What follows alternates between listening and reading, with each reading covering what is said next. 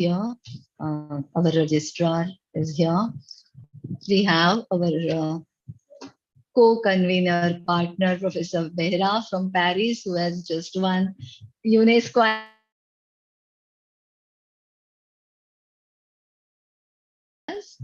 We have our well-wishers with us. I can see Dr. Pradhan and many others to bless us on the occasion of glorious 50 years.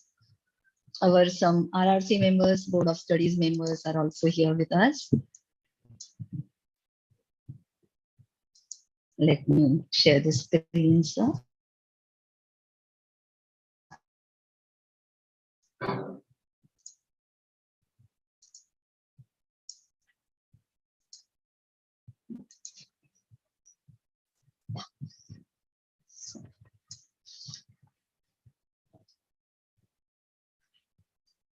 You can see our motto, Om Sohana Bhavatu. We believe in working together, learning together, and developing together.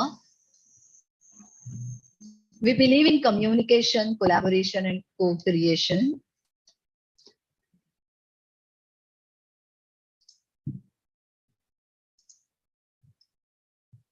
This event is dedicated to Dr. S.S. Kulkarni, Father of Educational Technology in India.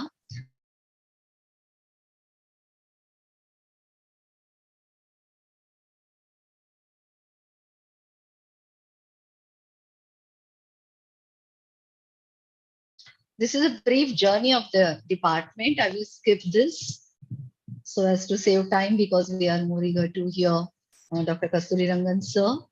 Where we were the first, our first memories of first refresher course, our first entry to Juhu campus, our first batch of master's program, our first internship abroad, paid internship, our students e-portfolio. We are the first one to start this practice from 2001. The first university's formal website, for university's first presentation was developed. University's first online course was started way back in 2007, where Indian universities were not yet to start its courses. Where are we today? We have a beautiful infrastructure. We have desktops, laptops for all our students and faculty. We have e-learning recording studio. We have beautiful talking corridors. We have our master's unique program, and the environment is conducive. Our students always collaborate with each other. We have a beautiful Juhu campus. Students work together in digital and non-digital way. They come out with some creative products. We have so far conducted various research projects, consultancy projects, multimedia development, e-content development.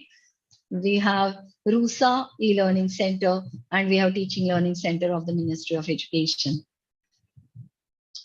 We have been conducting faculty training in higher education. Before that, we were engaged in school education. Now our main focus is on higher education, and these are some of the areas where we conduct faculty training. We are partnered to our universities, Srimati Kamalate Kakodkar Endowment Fund activities. We have Dr. Pradhan today with us, who is one of the experts on the committee. We pay our tribute today to our first HOD, Professor Rajni Benasha, and our mentor, who was at the establishment of DIT, Professor A.W.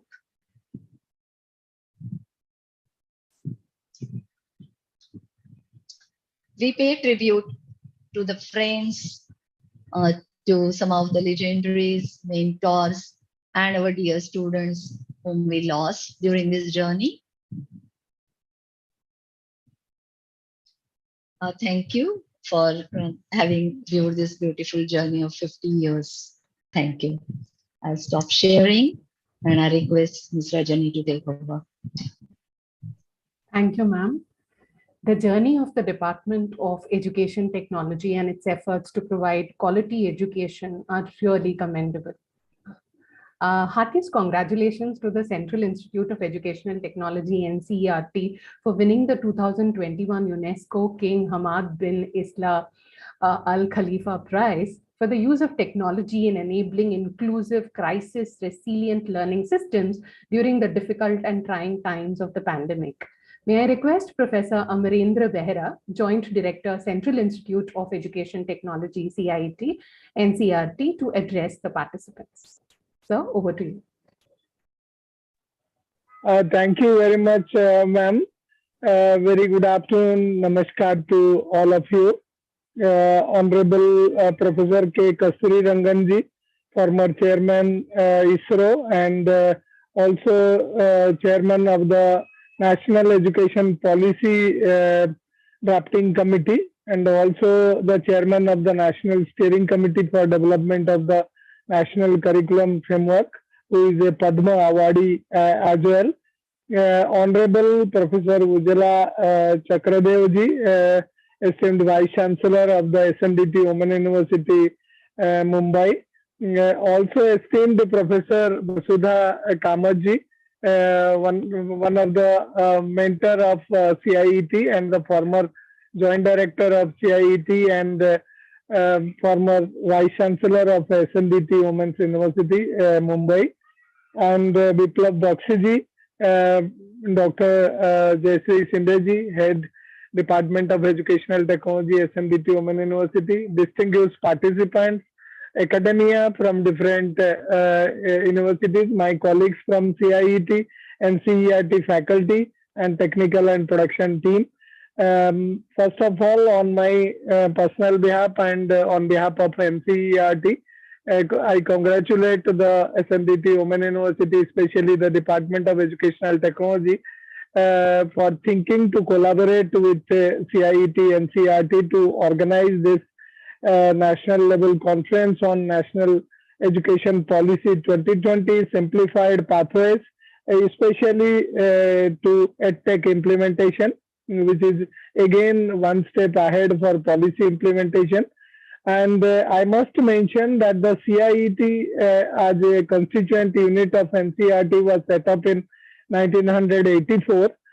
Since then has been working in the area of educational technology, especially the media, new media and technology, including the cyber media.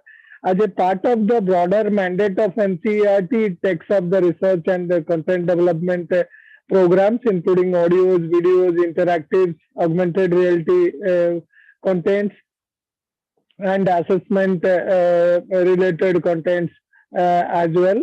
And also it takes up continuous professional development of teachers, starting from face-to-face to distance to blended mode. And also last not least, it has several dissemination mechanisms for dissemination of the digital content and reaching out to the unreached. And the major initiatives led by CIET include the Honorable Prime Minister's e-Vidya program, under which there is 1 class, 1 TV channel and 1 class, 1 radio channel. And the institute is feeding nearly 12 TV channels and 400 radio stations. It maintains nearly 12 websites and 10 mobile apps. Prominent among them are Diksha, digital infrastructure for knowledge sharing, which is harboring nearly 281,000 digital contents and nearly 7,000 e-courses and 6,000 digital books with QR codes and talking books and audio books as well, and Indian Sign Language videos for the differently abled learners. We work towards implementation of the policy goals and also conduct a lot of research and extension activities to promote and motivate teachers. The institute organizes National ICT Award for school teachers, teacher educators, and the states also. And the institute organizes dozens of national level quizzes where lakhs of children and teachers participate. And also the institute takes up many digital publications, including a biannual educational technology journal and others. These are some of the work we have been doing.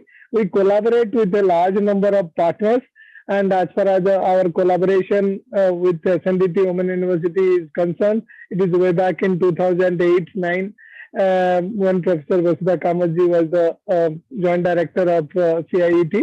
And I hope this collaboration will further help to implement the NEP 2020 goals in a better manner, starting from the school education to higher education, nursery to tertiary. And also we will be working for the realization of the vision of our Honorable Prime Minister also, while he talks about skill, scale and speed, using technology to achieve that, and also achieve $3 trillion economy for digital education in the country. So with these words, once again, I congratulate the SNDT Women University Mumbai for such a national level conference. And we will be happy to collaborate in any way in future also. Thanks to the Honorable Vice-Chancellor for giving us this opportunity. Thank you very much. Namaskar. Thank you so much, sir. May I now request Dr. Jayashree Shinde to introduce Padma Vibhushan respected Dr. K. Kasturirangan, Chief Guest of the inaugural function.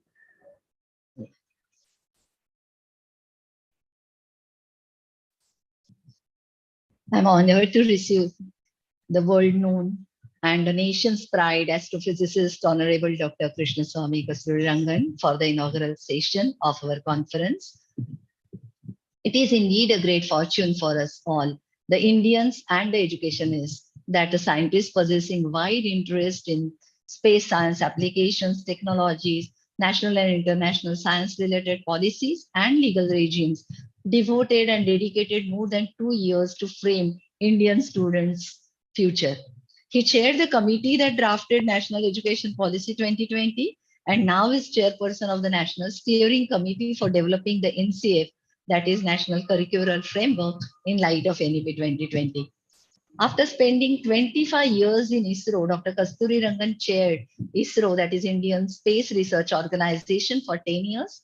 He worked on the design and development of early satellite systems of ISRO and played a key role in shaping of India's remote sensing satellite capabilities. ISRO is now blessed to have him as honorary distinguished advisor.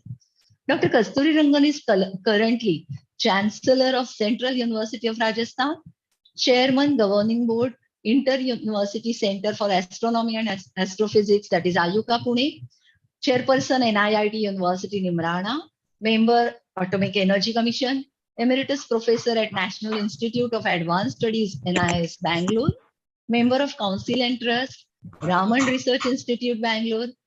He was a nominated member of Rajya Sabha and later member of the erstwhile Planning Commission from 2009 to 14.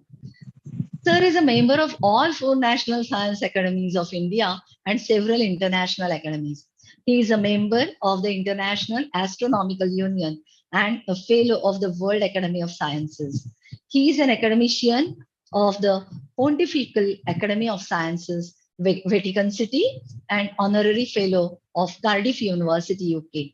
Sir is the only Indian to be conferred the honorary membership of the International Academy of Astronautics. Needless to say, several awards are conferred on Dr. Kasturirangan. To name a few: Shanti Swarup Bhatnagar Award, 4th SIS Shri Chandrasekhar Rendra Saraswati National Eminence Award, Brock Medal, L&D Emil Memorial Award, Theodore Corman Award, Basavashri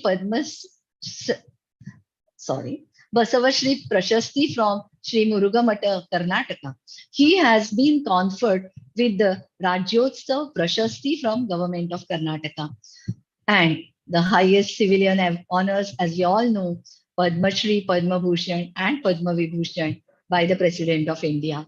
Sir is awarded Officer of the Legion d'Honneur in 2002 by the President of the French Republic, France. I request Sir to enlighten us on the revolutionary concept of Multidiversity University of NEP 2020. Thank you. Thank you. I am delighted to participate in this Golden Jubilee year celebrations of the Department of Educational Technology, SNDT Women's University, which is being organized in collaboration with the Central Institute of Educational Technology, CIET, of the NCERT. The theme you have chosen for this conference, NEP 2020 Simplified, Pathways to Educational Technology Implementation, is most timely and appropriate. I would like to congratulate the Vice-Chancellor, Professor Ujwala Chakradeo, for taking this important initiative.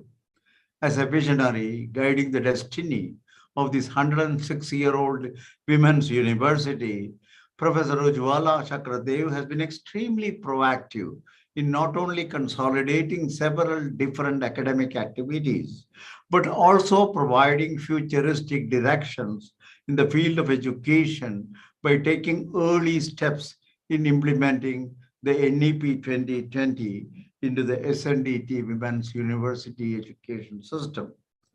I would like to compliment Dr. Jayashree Shinde, the head of the Department of Educational Technology of SNDT University, for giving concrete shape to this program jointly with Professor Amarendra Singh Behra, Joint Director CIET and CERT, established in 1973 by none other than the legendary Professor Vasudha Kamath. In fact, she was a key mentor for many years and also the director of the center. This Department of Educational Technology today offers programs involving postgraduate e-learning, research activities leading to PhD, as well as online credit courses in the field of the educational technology. Working together with CIET of NCERT, the department has been actively involved in developing e-content and training facilities for higher education. I am glad to note that my very valued colleague, Professor Vasudha Kamath, has played a central role in shaping this concept and giving it the necessary high-level credentials as a center of excellence in education technology. Professor Vasudha Kamath's contribution in crafting the national education policy hardly needs any emphasis. Her wide-ranging knowledge and experience and even deeper insights into the future of education technology made her an outstanding member of our national committee, for which we are all grateful to her. Further, she was a very effective internal critic in ensuring perfection and coherence in the presentation of our draft report. I am delighted to see her address this August gathering today on the very important aspect of implementation of NET 2020 responsibilities of HEIS. We all look forward. Of course, I also recognize the participation of such eminent educationists as Professor M.M. Pant, Professor Sanjeev Sanjeti, and Sri Biplav Bakshi in this conference. Their valued insights into the theme of this conference will considerably enrich its proceedings. In my discussions with the Vice-Chancellor and Director of the Department of Educational Technology, it was suggested that the theme for my address could center around the aspects of holistic and multidisciplinary education, alternately designated as liberal education. The national education policy places significant emphasis on the aspects of liberal education, which is in a sense represents a substantial shift in the paradigm of our present higher education system, particularly at the undergraduate level. During major part of my talk, I will devote to this subject with respect to its imperative in the modern education, as well as the multiple dimensions of progressing this concept into our higher educational system. Before I move into this main topic of my talk, I would like to spend a few minutes on some of the general aspects of NEP 2020 for the sake of completeness of my narration. Even though the focus of today's gathering is higher education, it will not be out of place for me to begin with a few words on school education, not only because of its intrinsic importance, but also because the way in which a student experiences the schooling phase of education could have significant influence on those who subsequently pursue their higher education, besides, of course, helping to lay the foundation for lifelong learning. The policy is informed by advances in developmental, cognitive, and educational psychology, which indicate that the expanded 5+3+3+4 design is better suited to the child's learning trajectory, from perceptual learning to conceptual learning, and then on to prescriptive learning and abstraction. The last phase of 4 years of school education will facilitate multidisciplinary studies. A strong schooling system that respects these natural development phases is essential to prepare students for higher education. When it comes to higher education, the biggest policy shift is the 4-year degree program and ushering the aspects of liberal education encompassing the concepts of holisticity and multidisciplinarity. In the 4-year undergraduate program, the initial phase, say the first 2 years, will develop broad-based liberal education and allow students room to explore their interests in a multidisciplinary space, keeping in mind holisticity. The subsequent phase of the UG will provide students with options to prepare more directly for the world of work. The policy also envisages bringing these approaches of liberal education into teacher education and specialized vocational training, and moving these two elements of education to higher educational institutions. Students will also have options to pursue undergraduate research, and a 4-year honors degree will give them direct access to PhD programs. A discussion on the broader aspects of higher education will be incomplete without touching upon the crucial area of research. India's present lack of high-quality research output not only places our country at a serious short-term disadvantage on strategic and economic fronts, but it also has a severe long-term disadvantage because quality research is essential for quality education. While the policy calls for an increase in funding for research, it is more critical to emphasize the revised mechanism for ensuring that these funds are used in a more efficient and accountable way. This mechanism is the National Research Foundation, the NRF as we designate it, whose primary role is to act as an interface between the government agencies on the one hand and the academic institutions on the other.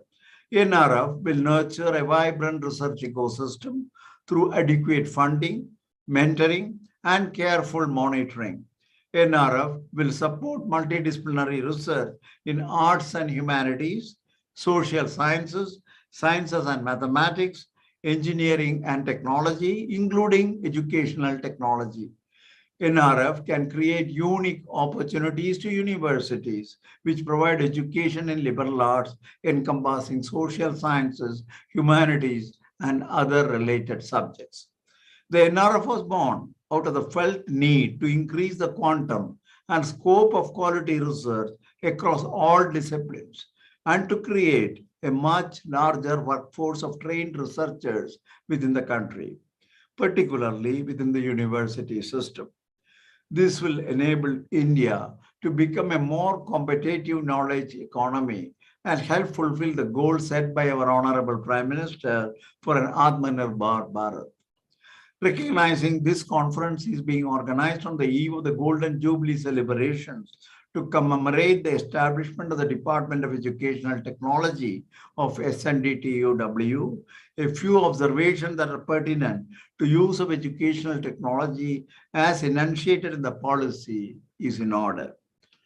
NEP 2020 makes an explicit commitment to ensure the effective use of technology, including advanced technologies like AI and virtual reality in all spheres of education, the teaching learning process, in education administration and planning, and in assessment.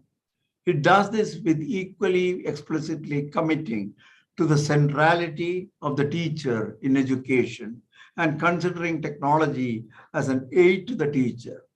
It is also cognizant of the persistent digital divide, which has come out so sharply with the unfortunate pandemic recently. To enable this necessary fine and effective balance, it envisages the establishment of the National Educational Technology Forum, NETF, with the mandate to provide independent evidence-based advice to central and state government agencies on technology-based interventions, build intellectual and institutional capacities in educational technology, envision strategic thrust, and articulate new directions for research and innovation.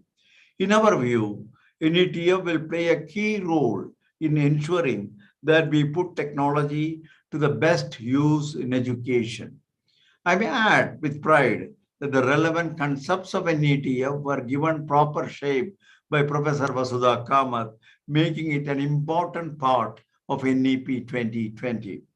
The policy also articulates some elements of emerging disruptive technologies, particularly focusing on artificial intelligence, virtual reality, and expert systems in the context of their applicability to the various facets of education. Among other things, I would like to briefly mention some of these innovative technologies in the context of education. The National Digital Education Architecture, NDA, and the Digital Infrastructure for School Education, DICSA, are two notable examples of the applications of AI in education recently. This infrastructure provides AI building blocks with central and state government agencies, as well as to India's thriving EdTech educational system that can utilize to enhance and augment the capabilities of all key stakeholders, learners, their parents, teachers, and educational administrators. Another critical application for AI in education is for language translation and handwriting recognition. India has taken a public goods approach by setting up a dedicated language AI mission to open up language data sets and AI models. Bhashini, the National Language Translation Mission, aims to play a vital role in this journey. It is the world's largest Indic language data and model corpus for open AI innovation. Coming to instances of AI in the classroom, once again, there is a clear potential for AI to positively impact teaching learning processes in the classroom, but we need to be far more cautious. NETF that we discussed earlier is precisely going to look at these issues. As another example, we can consider the use of AI to assess learners with disabilities. Perhaps the most famous example is the sophisticated system that enabled Professor Stephen Hawking to communicate his incredible ideas despite his progressively worsening affliction of motor neuron disease. It is against this backdrop that I would like to now give an account of the various aspects of multidisciplinary education framework for the country as detailed in the NEP 2020. In the previous century, Albert Einstein metaphorically spoke of religions, arts, and sciences as branches of the same tree. This metaphor suggests a unified trunk, but it unfortunately also evokes a mental picture of the branches of knowledge splitting off and growing further apart from each other. This incorrect mental image is reinforced when we introduce boundaries between disciplines by constraining their objects of study, their established accepted theoretical traditions, and their fostered consensus on valid forms of evidence, interpretation, and explanation. The concept of liberal arts literally means a liberal notion of arts, and it explicitly rejects the notion that these branches are separate. As we have stated in the policy, the purpose and importance of a liberal arts education, especially today, is to enable students to explore the numerous remarkable intertwined relationship that exist among the mathematics, the sciences and the humanities, mathematics and arts, medicine and physics, and so on, and more generally, to explore the surprising unity of all efforts of human endeavor. Early scholars were adept at such exploration, guided simply by their curiosity. Aryabhatta I, for instance, discovered truths in mathematics, in astronomy, and in disciplines that were only just being defined. This is the hallmark of multidisciplinarity, and I'll expand on this term later in the talk. For now, I want to point out that despite having served us so well for so long, there is enough evidence that disciplinarity and disciplinary or even multidisciplinary approaches alone cannot satisfy our demands of a broad-based knowledge in the 21st century. Why? Because increasingly we are grappling with problems that are too broad or complex to be adequately tackled within a single discipline, or cannot be broken up and handed to experts from several disciplines. This is not the first time we have tried to deal with such problems, but an increasing number of the problems we are faced with are all of this nature. An example of such a problem is, of course, you are all familiar, which is the climate change. Obviously, the goal of school and undergraduate education cannot be to train young minds to successfully solve problems that challenge the professionals, but they are key elements of the process that professionals follow, which the young students can and must be exposed to. This can only be done by broadening the single discipline approach. What are some of these key elements that our education system should focus on? A critical element is a clear communication. We often have to solve broad, complex problems in teams where each member brings certain expertise to the table. Each of these members must be able to communicate effectively, not only with experts within their own discipline, using a rich and shared discipline-specific vocabulary, but with others on the team who do not possess this vocabulary. Language fluency is obviously a key element, but so too are the critical and analytical reasoning, partly because these skills can help individuals rapidly expand an initially narrow shared vocabulary and thereby communicate more effectively. Effective communication between humans goes well beyond vocabulary, of course. It includes an understanding of diverse cultures, perceptiveness, and sensitivity to different perspectives. Thus, these are also key elements. Naturally, cooperation and collaboration are also key elements for an effective teamwork. Exposure to multidisciplinary ways of thinking is a joy in itself, or of itself, for any learner, particularly for you youngsters in the audience, perhaps because it is strongly associated with your holistic mental development. A liberal arts education enables you to truly develop both sides of your brain, both the creative stroke artistic side and the analytical side. No education system should deprive you of this joy or this opportunity to develop holistically.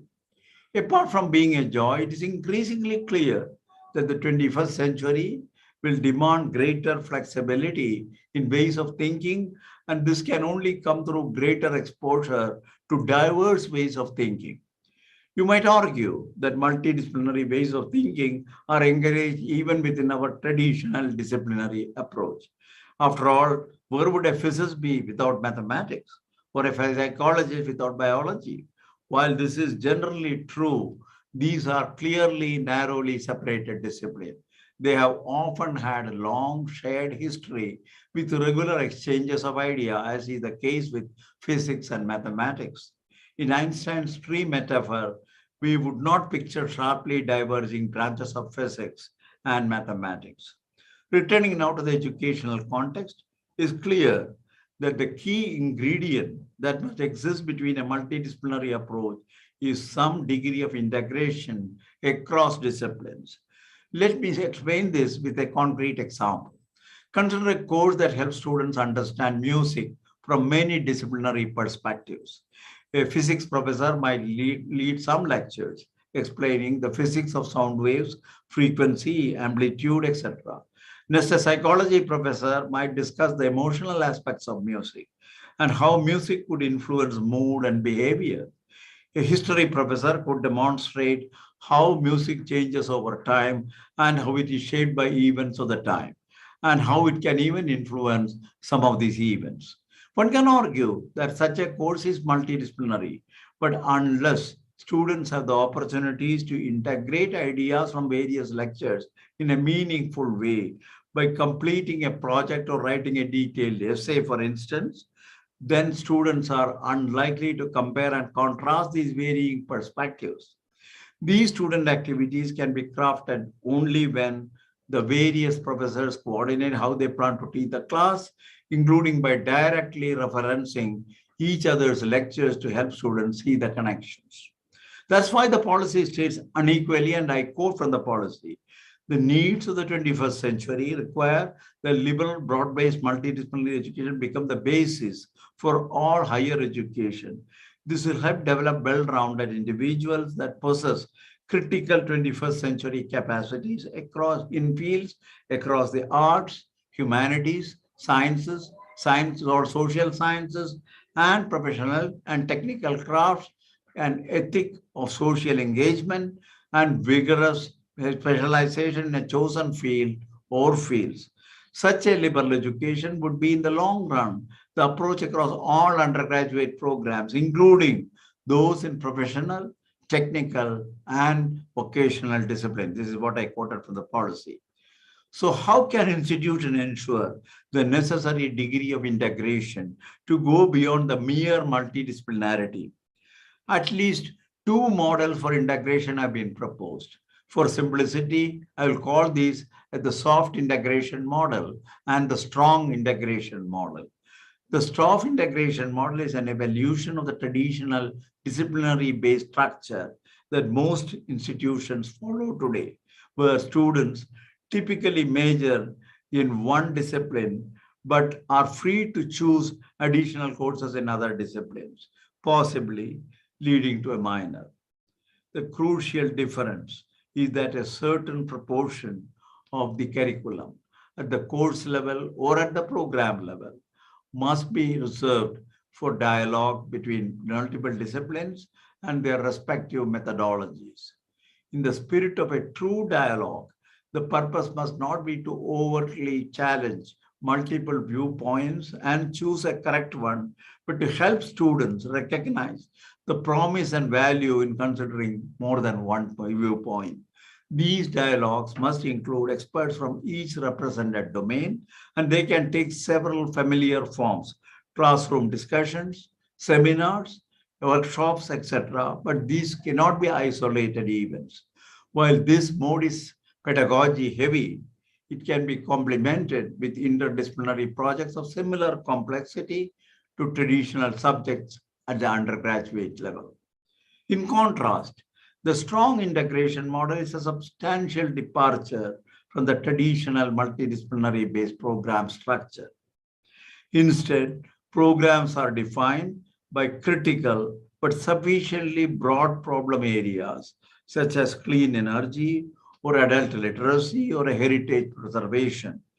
The fidelity is to the problem, not to the one or a handful of disciplines. Indeed, relevant elements from any discipline that can help to understand and address the problem are fair game for inclusion in such programs. Thus, a clean energy program will probably include core courses in physics, renewable energy technologies, energy economics, as well as a host of electives that could be attuned to specific research and consultancy projects that the institution has strength in. Throughout, the search is for a solution or a better solution according to a relevant metric, recognizing that breakthroughs will often be interdisciplinary or transdisciplinary in nature. In contrast to the pedagogy-heavy soft integration model, the strong integration model will tend to be more research consultancy-heavy. The policy rejects a one-size-fits-all approach for recognizing the importance of institutional autonomy. It does not even compel institutions to immediately follow the liberal arts model. There will be a transition period, during which time some institutions may pay more lip service to such a model or may develop flawed models based on a misunderstanding of the principles. I've tried to articulate here, these institutions risk compromising not only the long-term growth of their graduate, but also their own survivability. I can see some of these signs right now, the early phase of trying to implement the liberal education within the institutions. However, I fully expect several institutions to successfully develop a variety of models of liberal education that truly empower their graduates. Prominent among these will be the model public universities for holistic and multidisciplinary education at par with IITs, IIMs, etc., called the MERUs, the Multidisciplinary Education and Research Universities. These institutions will help set the highest standards of multidisciplinary education across India and will aim to attain the highest global standards in quality education. They must also lead national efforts to train faculty to transition from disciplinary to interdisciplinary programs. I am convinced that the success of such institutions will encourage others to follow the suit. Thus, I expect a return in some ways to a model for education reminiscent of our earlier time, Banabhatta's Kadambari, written 1400 years ago, described truly educated person as one who had mastered all 64 kalas or arts, which included music, dance, painting, sculpture, languages, and literature, in addition to subjects such as engineering and mathematics, as well as vocational subjects such as carpentry. While the number and nature of these kalas will surely differ, the principles will be largely the same. A comprehensive liberal arts education will develop all capacities of the human being, I repeat, intellectual, aesthetic, social, physical, emotional, and moral in an integrated manner.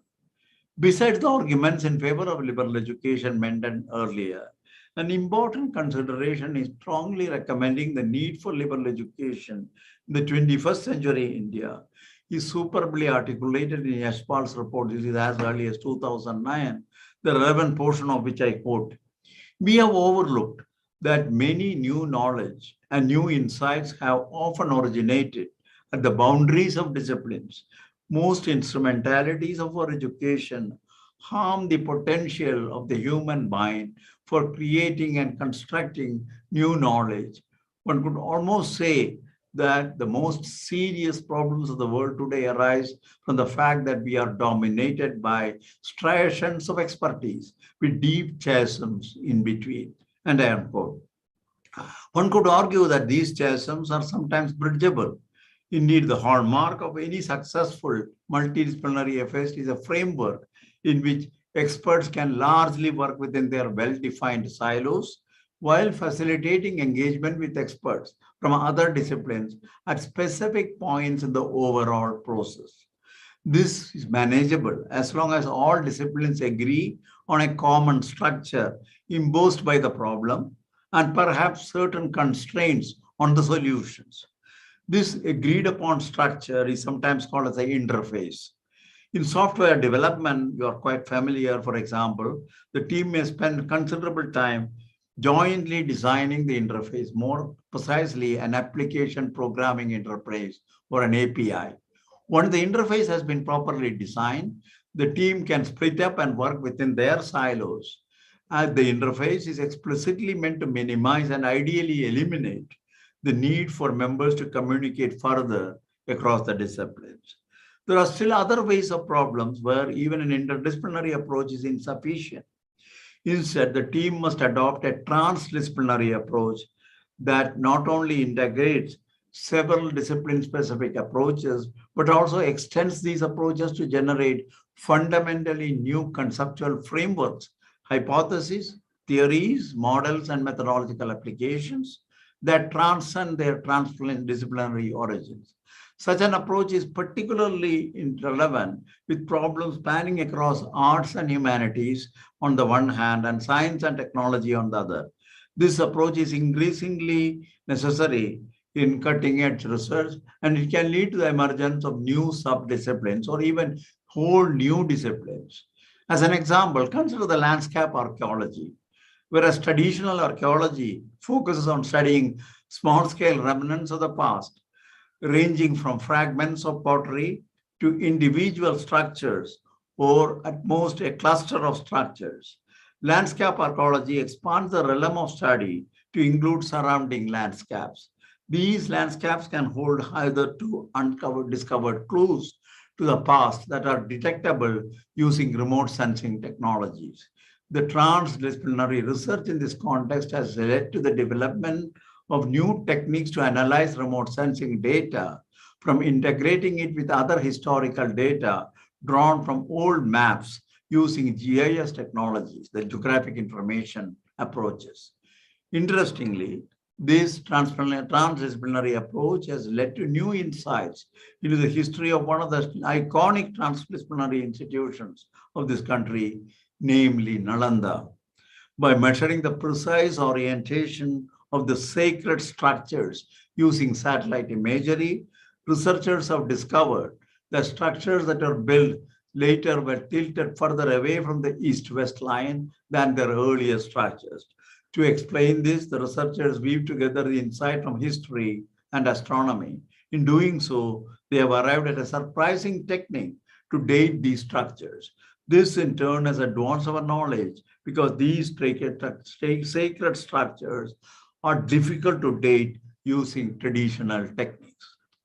In the context of introduction of liberal education, one should also take into account the potential for significant and rapid transformations in the world of work and the consequent shocks to the wider social fabric caused by advances in disruptive technologies. Today, we can easily identify specific forms of livelihood that are threatened by the AI revolution.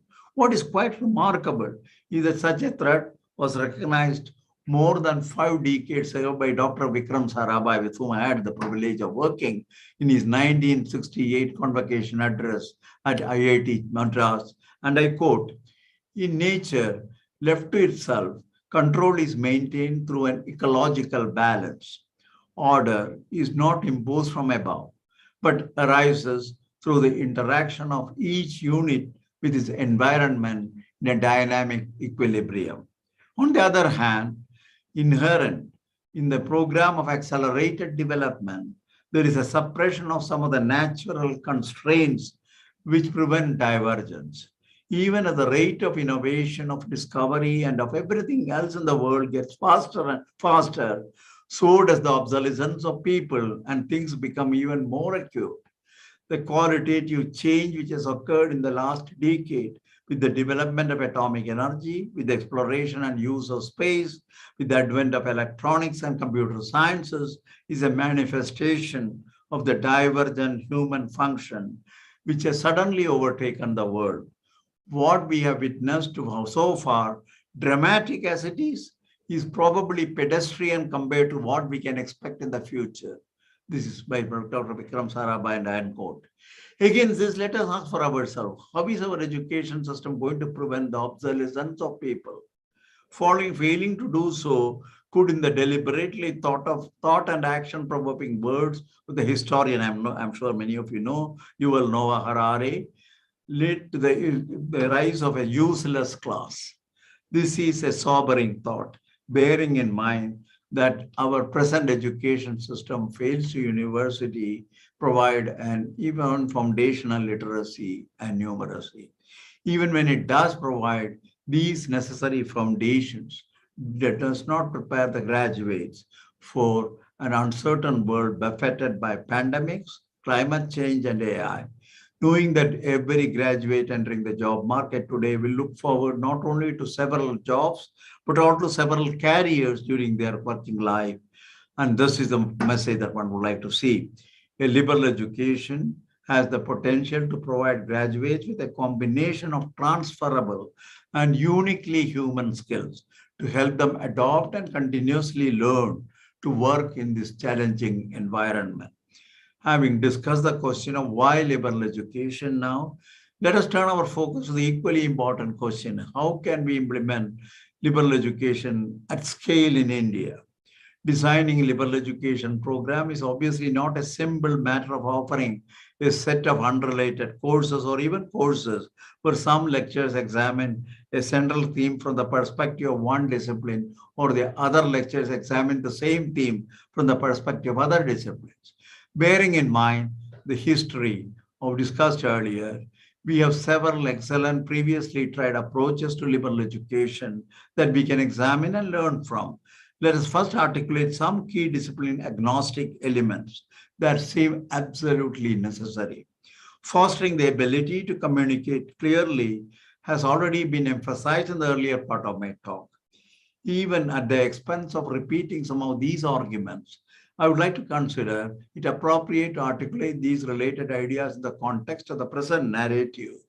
Graduates are increasingly tasked with solving broad, complex problems in teams, where each member brings certain expertise to the table, is what I mentioned earlier. Each of these members must be able to communicate effectively, not only with experts within their own discipline using a rich and shared discipline-specific vocabulary, but with others on a team who do not possess this vocabulary. Language fluency is obviously an important sub-element, but so too are critical and analytical reasoning, partly because these skills can help individuals rapidly expand an initially narrow shared vocabulary and thereby communicate more effectively. Effective communication between humans goes well beyond vocabulary, of course. It includes an understanding of diverse cultures, perceptiveness, and sensitivity to different perspectives. Thus, these are also key elements. Naturally, cooperation and collaboration are also key elements. Some of these, even as I said, mentioned earlier, I have repeated it to emphasize this particular argument at this stage. Let us now discuss two approaches that lie in the pathway towards liberal education and have an established pedigree in India: the practice of integrated education in the IITs and the principles of management education as practiced in the IIMs. It is worth pointing out that both these types of institutions enjoy far greater resources and regulatory advantages than the vast majority of our higher education institutions. Several policies of NE 2020 seek to level the playing field in the latter category. The lack of resources will always be a challenge, and it will be necessary to find creative ways to maximize the resources that can be brought to bear to implement the related approaches. The approach to liberal education as practiced by the IIMs and other top management institutions is worth studying in this connection. In many aspects, a liberal approach is almost forced in this context. Business problems tend to be highly complex, where the boundaries between causes and effects are blurred. There are multiple positive and negative feedback loops, and it is generally very difficult to separate out the essential elements of the problem from the noise in the system. Solutions to such problems are rarely optimal in a quantifiable sense, and they must combine explicit knowledge of the basic disciplines with tacit knowledge that comes from practice. Specific pedagogical approaches, particularly the case method, have been developed and refined to facilitate learning. In the case method, students must learn to draw inferences from common patterns that they observe from various cross-section of real-life illustrations and of best practices. Of course, these pattern recognition or synthesis skills must be coupled with the harder and more quantitative understanding of the core principles of management, such as statistics, finance, and economics, as well as domain-specific knowledge. In fact, a key trend confronting MBA programs today is the demand for graduates who are ready to work from today, day one, in domain-specific jobs. Not the best way to happen. In giving a flavor to which one can proceed with implementation of the liberal education model, I have in mind the possibility of SNDT-based Women's University and a strong, varied academic base to come up with a range of baseline models for liberal education, keeping in mind the broad spectrum of higher educational institutions that operate under you. Such baseline models must include an aspect of the NEP 2020 does not explicitly detail, but one that is extremely important, the need to train faculty for liberal education.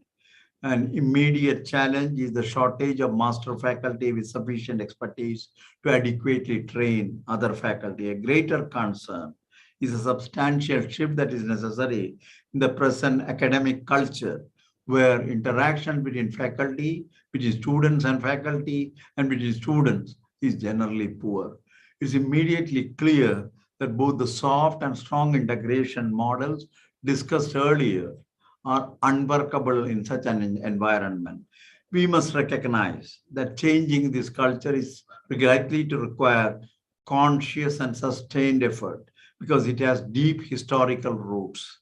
In fact, some scholars have argued that the etymology of the Sanskrit term Upanishad, which is Upa means near to, Ni means down, Sat means to sit, reflects a prevailing atmosphere where the transmission of knowledge was restricted to only those in physical proximity, but otherwise shrouded in secrecy.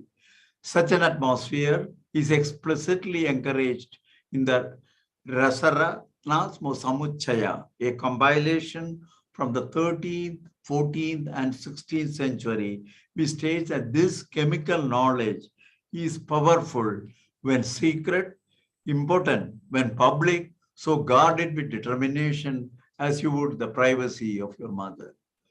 Besides translating many of the key recommendations of this policy into concrete educational program within your institution, SNDT, the Women's University, should strive to become a fountainhead of inspiration and knowledge that could help other institutions to follow your methods and approaches. The recommendations of NEP 2020 enjoy broad and enthusiastic support.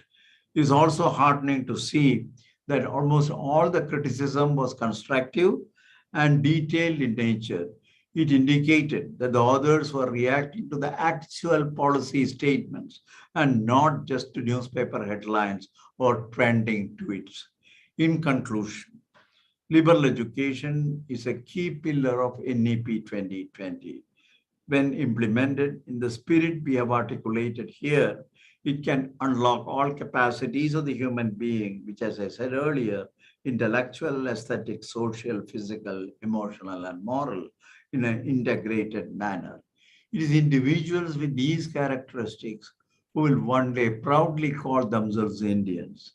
And that, we are certain, will be the bedrock of a better India and a better world. SNDTUW, I am sure, will play a central role in the key transformations of the NEP 2020, will help to affect towards making India a preeminent dynamic knowledge society. I wish you the very best in this noble task. In the drafting of this press, I would also acknowledge I drew heavily from the previous work of many erudite personalities. I would like to specially highlight the name of Professor Vasudha Kamath, Professor Anurag Baer, Professor Manjul Sharma, Professor Viraj Kumar, and many others. To all these many others, I would like to express my deep gratitude. I would like to once again express my great appreciation and the gratitude to all the organizers, the Vice-Chancellor, the Director, and others who gave me this privilege of addressing this very erudite gathering on an issue and on a subject which I think is going to be very critical in the context of evaluating the success of the NEP 2020 itself. Thank you very much.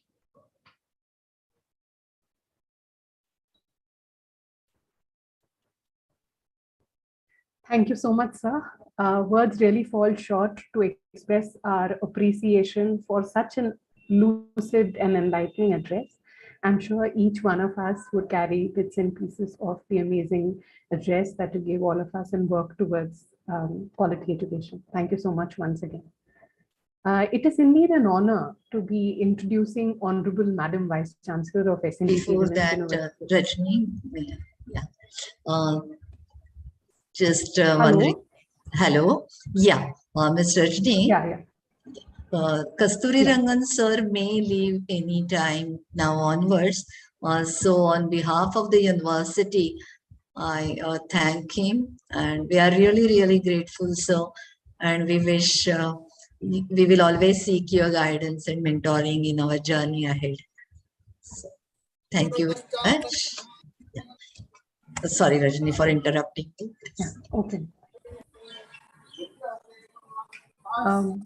It is an honor to be introducing Honorable Madam Vice-Chancellor of SNDT Women's University. May I request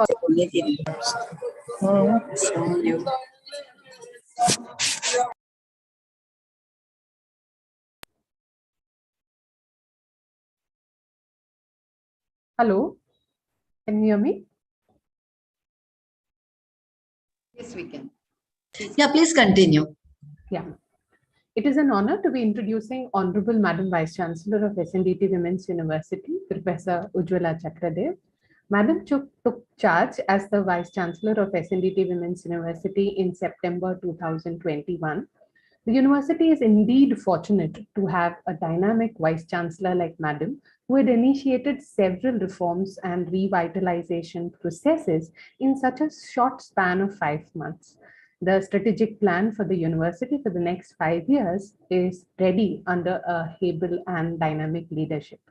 Madam is a visionary architect and urban planner with extensive experience in designing and planning several prestigious architecture projects like the Design and Research Super Speciality Government Dental College, Administrative Building of ICMR Nagpur, Master Plan for Comprehensive Tourism Development for the UP Tourism Department, and various projects of interior design and architecture for the RTM Nagpur University and the design of Srinivas Public School for WES, to name a few.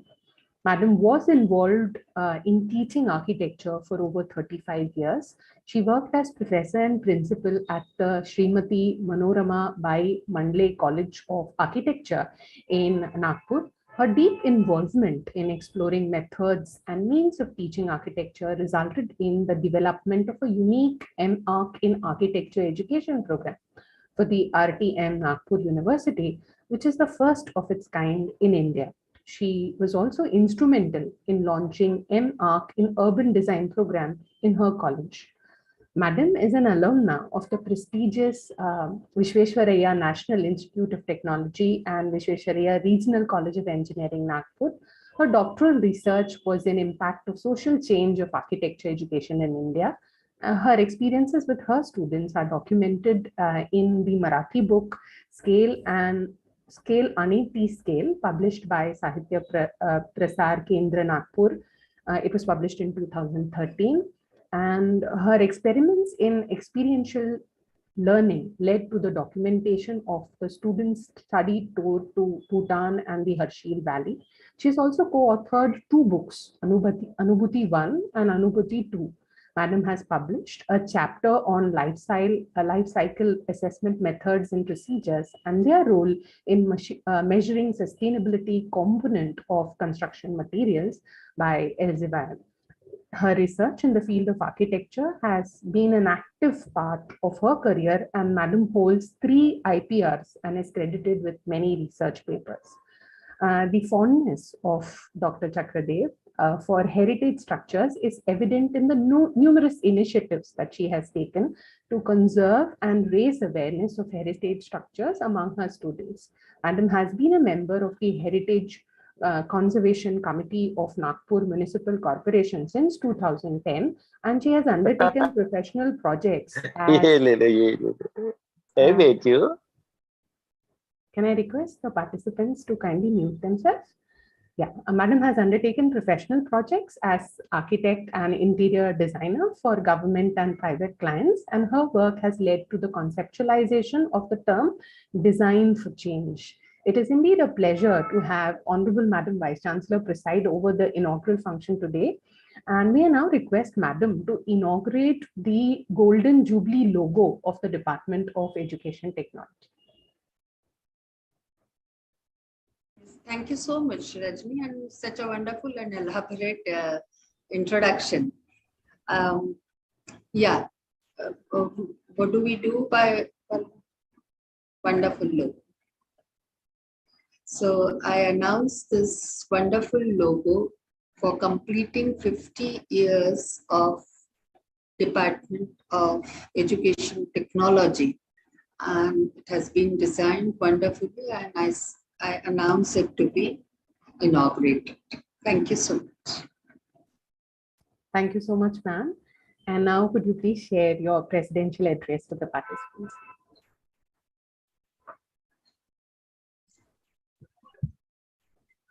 Rajani, thank you so much once again. I have not yet overcome and come out of that kind of feeling after listening to Dr. Kasturirangan. It was a wonderful moment, and every word meant so many things. Deep meaning of every word is the essence of national education policy that we have learned recently.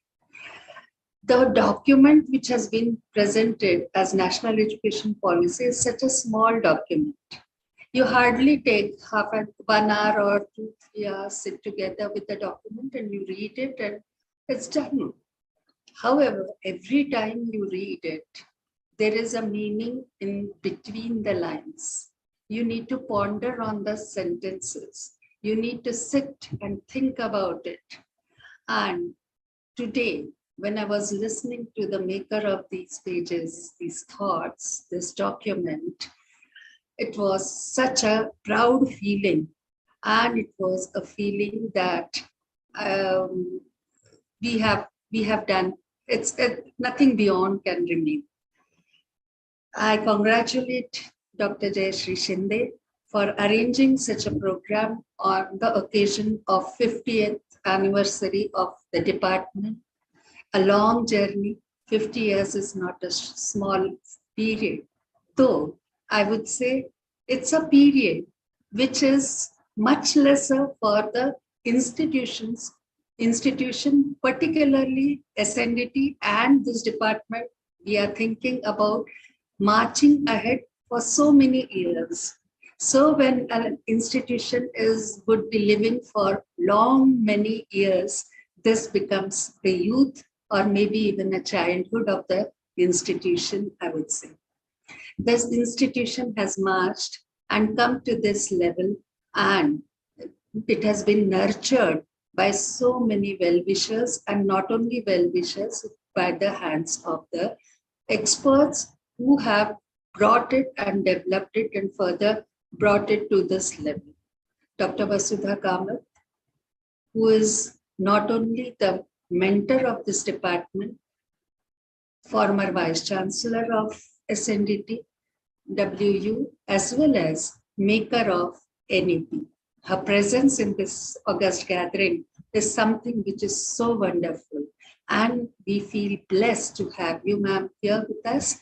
And I particularly feel blessed to be a part of an organization which is 106, more than 106 years old, and with an ideology which is so peculiar, which is so important, which is so grounded, which is so contextual, and which has been a part of me also for a long, long time.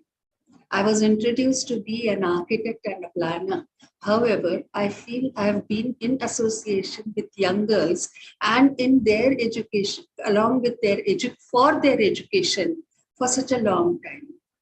I joined my career as a teacher long ago, as a teacher of the young girls who were intending to learn interior design. And then onwards, it was always with these young girls. At this juncture of my career, I have been put by the destiny again at such a point where the number is increased, but I'm still in constant contact with young girls.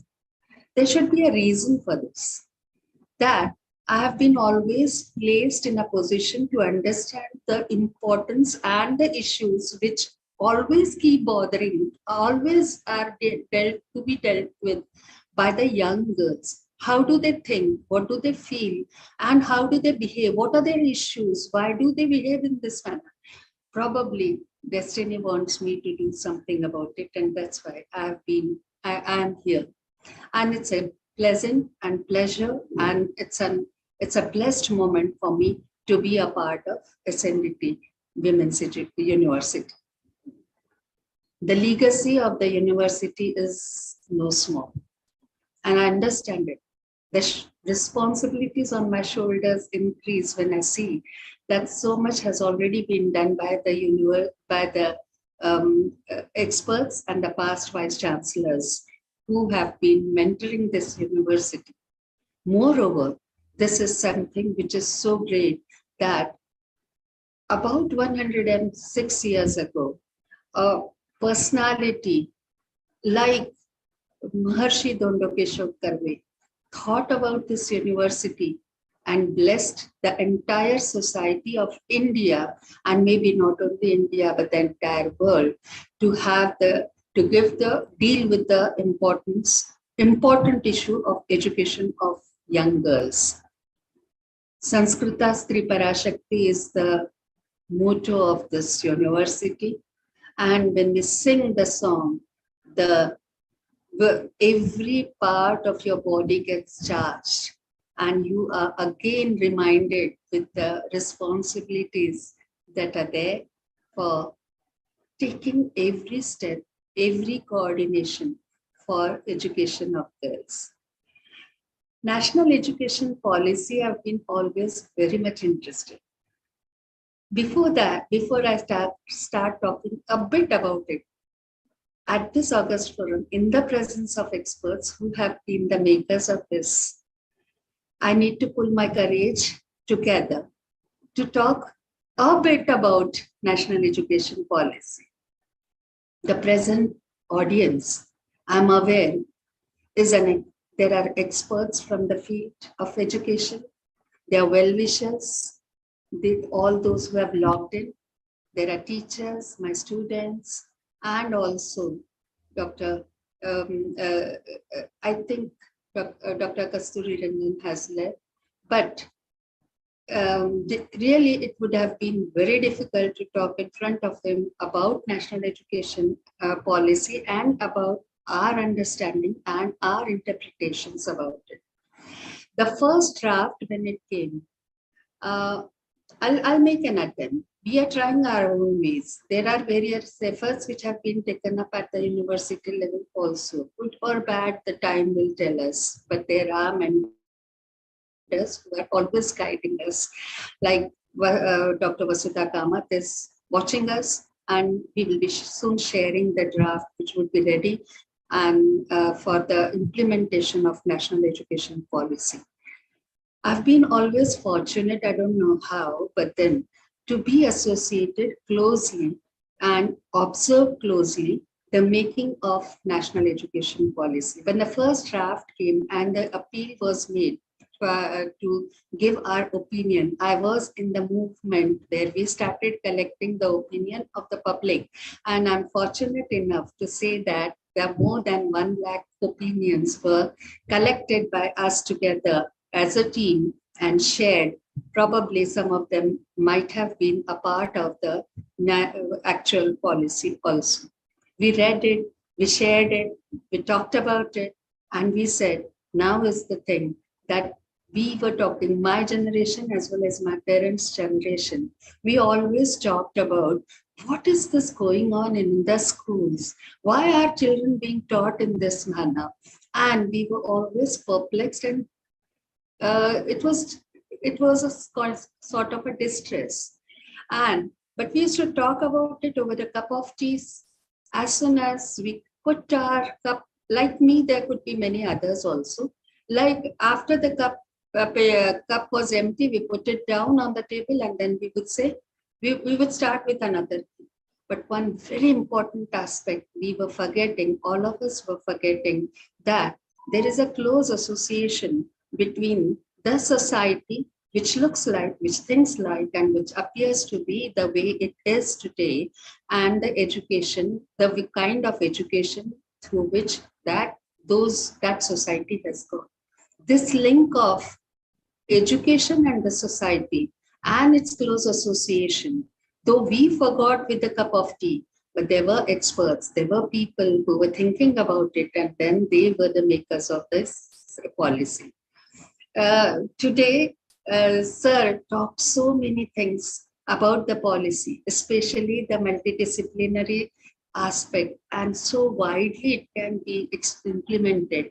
If we just talk about multidisciplinary education and connect it to various departments, various fields, as a human being, we are to become a holistic person and to look at every aspect of our existence, probably multidisciplinary becomes a smaller word. That is what I realized once again when Sir was talking about national education policy and its nuances. And when he mentioned about so many things, the way we look at it, I am reminded of a story of the elephant and the four blind people. And when we talk about they start describing it in with their own experiences. The same thing is with the national education policy and our understanding of multidisciplinary aspects and approaches to the subjects are so specific, so small, but we sit together, we discuss about it, and we have a large group which would help us. So many people think simultaneously, and then we arrived at certain things, and these are the certain things which may look like very small ones, but that's a baby step towards the implementation of national education policy at SNDT. And this small, we were happy at right from this coming academic session, probably be able to do that. And this multidisciplinary approach, when we started talking about it and discussing, I could sense the enthusiasm amongst the entire, all the members of SNDT. I have been talking about it, and I think there is so much to this policy, which I would like to, I'm just forced to share about it or talk about it for just within my time limit, of course. The education when my parents started, it was only through lectures and memorizations.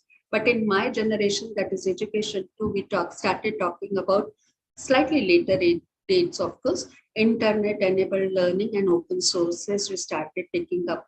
And in education 3.0, knowledge producing education we talked about, and that was the focus. And now with NEP, it is education 4.0, that is innovation promoting education. We're not just interested in educating the people, but we want them, national education policy wants them to be innovative. Education policy therefore puts lots of emphasis on the development of the creative potential of individuals, and it develops education is a key enabler and the best tool of achieving economic stability, social mobility, inclusiveness, and equality.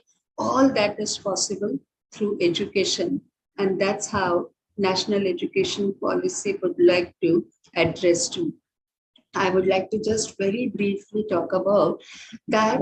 Earlier, we talked about behaving properly, or education would bring about a behavioral change. But now we are talking about, through national education policy, if I'm not very wrong, ma'am, that it is cognitivism, constructivism, and metacognitivism that we talk about. Earlier, we gave lots of importance to guru and the teacher. Yes, that's important, and that will remain even now. However, there is a dramatic shift now in our pedagogy from teacher-centric education to learner-centric education, and that will be possible through this. Individual learning, from individual learning to cooperative learning, collaborative, participatory, and these are the ways in which we would, national education policy would like the pedagogy to happen. Expository learning, and from expository learning to discovery learning, and from linear approach to non-linear approach. These are very small things.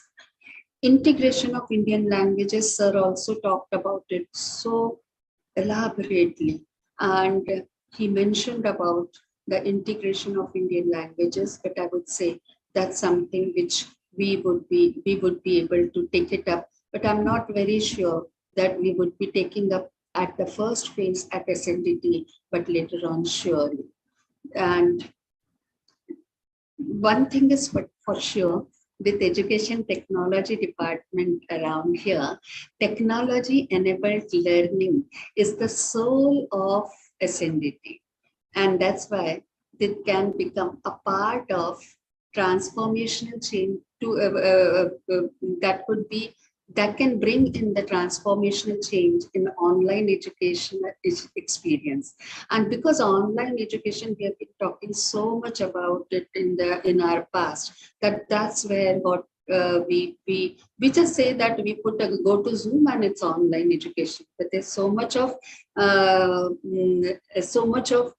detail that we need to learn about it, and it enhancing the regular classroom and based pedagogy will have to change so much. We would try to bring all those changes here at SNDT. It could offer more flexibility and learning support into the traditional format. Technology offers teachers the opportunity to become more collaborative and extend learning beyond classrooms. So we as teachers will have to learn about it. Policy talks so much about digital learning. It talks about so many other things, but I feel it's pertinent right now for me to talk only about this particular aspect a little bit more because we are talking on the occasion of our 50 years of education technology department. This education technology department, which has been helping all other departments of SNDT to become technological friendly, to understand the meaning of digital learning, which goes beyond online learning. It has something to do with the blended learning. Department has always been taking initiative in creating e-learning contents. So what is this e-learning? What is the difference of e-learning from virtual learning? And how is it different? How is it being catered by the virtual universities, skill development universities? How these can be integrated by digital learning or through digital experiences and technology. Digital learning, ICT, and the technology is going to help us reach the farthest area of our remotest area of our country. Access, equity, quality, affordability, and accountability, which are just the words right now. But if we look into each word in detail, the programming can be done of the academic content of the university, and the entire thing can be revolutionized. And where we have been talking about only teaching, now we would be talking about learning. So there are various such ways in which we can actually deal with the technology. But these technologies and other aspects, when Sir was talking about national education policy and liberal education, I thought this is the ground. SNDT is the place where this will happen. There has been a mad rush in the society to take admission to IITs, and they start preparing. We at SNDT would prepare a ground where this rush will change its direction to Indian Institute of Liberal Arts. Day is not far away when the entire mindset of the society, which is so technology focused and which is so science focused, will understand that art also has an important role to play in. And women who is, when once enlightened, will be able to cater to all the other aspects of the society holistically. This is what we at SNDT are trying to look at, work at, and achieve at, with the blessings of Almighty, with the guidance of all our experts, and with the helping hands and the enthusiasm of all the teachers and the students and all other stakeholders at the university. I'm sure at SNDT, through NEP, we would be able to bring about a dramatic change in the society around, and days are not far away when we would be talking about the changes and which have arrived, which have come. Thank you so much that we have organized such a program, and you all are participating in this and are being part of this change which is in making. Thanks once again.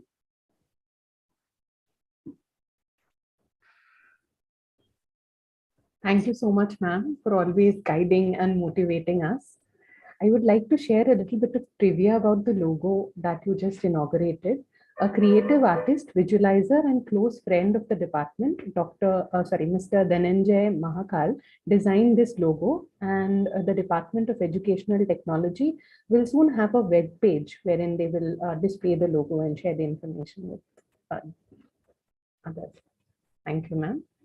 May I now request Dr. Madhavi Dharankar, Associate Professor, Department of Educational Technology, SNDT Women's University, to propose the vote of thanks.